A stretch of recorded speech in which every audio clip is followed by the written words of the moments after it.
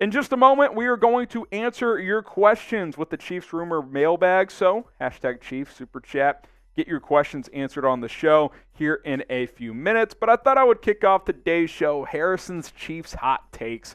Let's go ahead and pop into it here. First one, maybe it's not a hot take. I think Mahomes repeats, though. It's been a while since we've had a repeat MVP.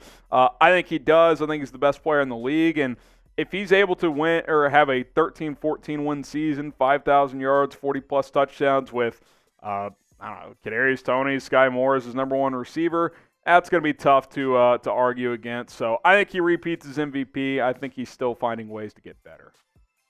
Skyy Moore, he is going to lead this team in yards among receivers. I would say that's more of the hot take category. You know, I think the Chiefs were hoping, and maybe it's still the case, that Kadarius Toney would be this team's number one receiver, but he, of course, had knee surgery, may or may not be ready by week one. Skyy Moore has had a terrific training camp up to this point. I think this year we see the guy that we thought the Chiefs were getting coming out of Western Michigan. Great route runner, guy who consistently gets open. I'm not saying he'll have a crazy year statistically because Travis Kelce will still lead all offensive options and weapons and receiving yards, but I think among the receivers, Skyy Moore will be that top guy.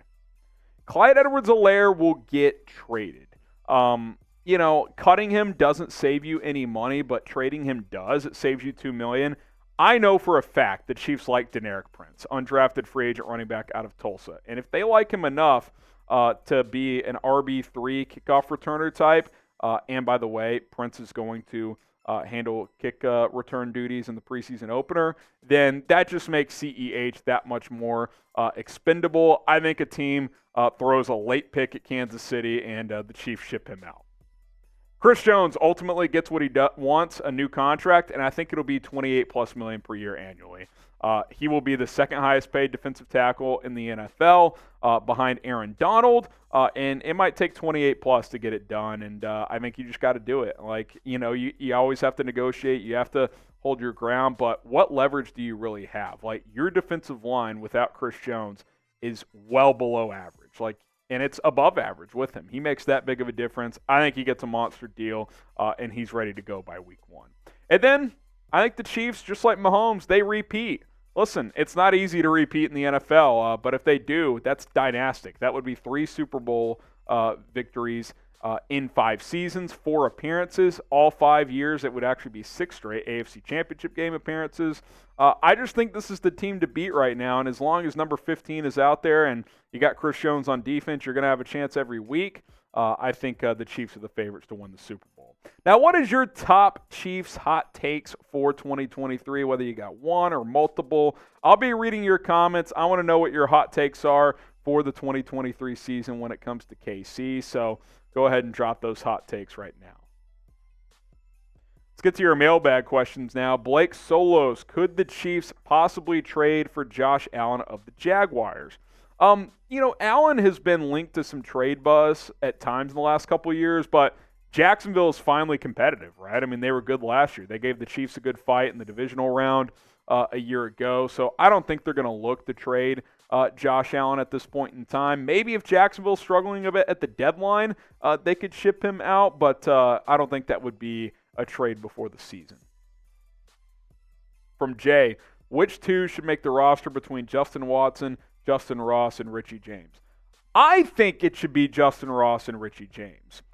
Now, what I think is more likely to happen is all three make it, or either James or Ross gets cut. They really like Justyn Watson and what he brings. Special teams value, chemistry with Mahomes, but Justyn Ross is having such a good camp. If he's able to produce in preseason games, I don't see how you can justify leaving him off the roster. Juice Tan, what do you think is going to be the hardest game on the schedule for the Chiefs? Maybe that Eagles game, honestly. I'll pull up the schedule real quick. Just looking at it real quickly, some notable honestly, at Jacksonville week 2 could be tough. I think that's going to be a good game. Divisional games are always tough. When you go to the Chargers, that'll be challenging. Philly at home in late November is going to be a tricky one. Buffalo at home, Cincy at home. I would say Cincy and Buffalo at home, Philly at home, and then at Jacksonville. Those are the 4 that stand out to me as the hardest games. Anthony Madrano, does Justyn Ross make the team? If so, how many touchdowns? I think he makes the team. I think he should. And if he does make the team, I think he'll play. Like, to me, that's the only reason you keep him, is if you think he's going to play. Because guys like Richie James and Justin Watson have more special teams value. So if Justyn Ross is like your fifth or sixth best receiver, but doesn't do much on special teams, then I understand the hesitancy to keep him. But if you think he might be like your third best receiver or even fourth, you should keep him and you should play him. I think he's got a unique skill set, different than what most of these receivers have. If he makes it, I'll say 3 touchdowns for Justyn Ross. I don't see how you couldn't consider that a success considering the journey he's been on. From Jay, should we keep Willie Gay after this year? I'm open to it, but they're not going to overpay to do it. You still have Nick Bolton. You could bring back Drew Tranquill for another 1-year contract if you want. He's going to have to play really well for them to commit notable money to an off-ball linebacker because Nick Bolton's already the better player. Like, they're probably already thinking, all right, we'll let Willie Gay go. We'll pay Bolton in a couple of years potentially. So I don't think that Willie Gay is someone that they are prioritizing. Hashtag Chiefs or Super Chat. Steven Smith, would you rather have an extra edge rusher or another wide receiver? Oh, at this point, edge. Like, I've kind of given up on the idea of go bring in a top-tier receiver because that guy's just not out there. I don't think you need a depth receiver. You have good depth.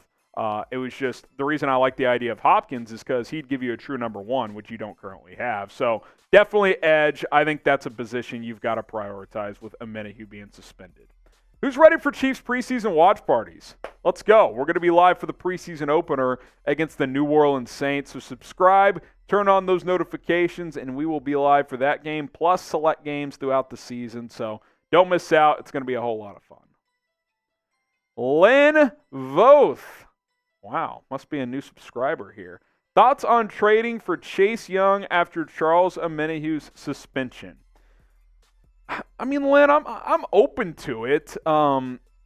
Is Brett Veach going to trade real capital for Chase Young? I don't know. Plus, with Washington declining his fifth-year option, you kind of wonder, okay, is that a guy you just wait for free agency and potentially go sign then? I think that could be the case as well. So I'm open to it. If the value's not too high, like, I would consider it, but I'm probably not trading a first or a second-round pick for him right now. So maybe that's an in-season trade. If the Commanders struggle and they're willing to dump him at the deadline, then maybe you go grab him then. But what say you? Maybe you disagree. Should the Chiefs trade for Chase Young? Type T for trade, or you can type P for pass. Again, I'm open to it, but I'm not going to overpay to do it right now. I'd rather just go sign someone who's available in free agency. So T for trade, P for pass. Let us know how you guys feel about Chase Young. By the way, Matthew, we see you in the chat. You don't need to just spam it every 2 seconds. Anthony says, is Ja'Cory Pearson from the XFL training with the Chiefs? I'll be honest, at this exact moment, I have no idea. I need to look into this, Anthony. Appreciate the question. I think most XFL, USFL guys that have a chance to make a roster are currently on a roster. From Jay, what if we trade Chris Jones for Jonathan Taylor and DeForest Buckner? It's a spicy trade idea. I still wouldn't do it, though. Like, to me, Buckner and Taylor does not equal Jones. Buckner, Taylor in a first or second, that's a different conversation. But you don't really need Jonathan Taylor. Buckner's a clear downgrade as he's getting older. Or I guess him and Jones are actually kind of similar age, but Jones plays like he's still elevating, whereas Buckner hasn't been as good the last year and a half. Travis Peterson, will Marquez Valdez-Scantling be a Chief after this season? Depends. I think it depends on how the receivers perform this year. They can cut him after this year with not a huge penalty, so that's definitely on the table. But if he has a big year and other receivers don't really show out, then he could certainly be back. He's got one more year on his contract. Tony Fuentes, it's more likely Chris Jones will get extended next offseason. Possibly. But of course, if you play this year out, he enters free agency next year, so that really amplifies the importance of getting it done in a timely manner. So I'd like to get it done now, but I don't know if that's in the cards at this point. Jay gets the final word. Could we trade for Carl Lawson? Not anymore, because the Jets restructured his deal. It makes no sense from their standpoint to trade him. There was a window a month and a half, 2 months ago where this could have been a possibility based on his contract structure, but the way they restructured it, they locked him in for 23, so he is not going to go anywhere. Appreciate all the questions. Give me a follow on Twitter at HGramNFL. If you have any more questions, you can ask me over there at HGramNFL for more Chiefs, NFL talk, whatever it is, at HGramNFL. Appreciate everybody who asked questions on today's show.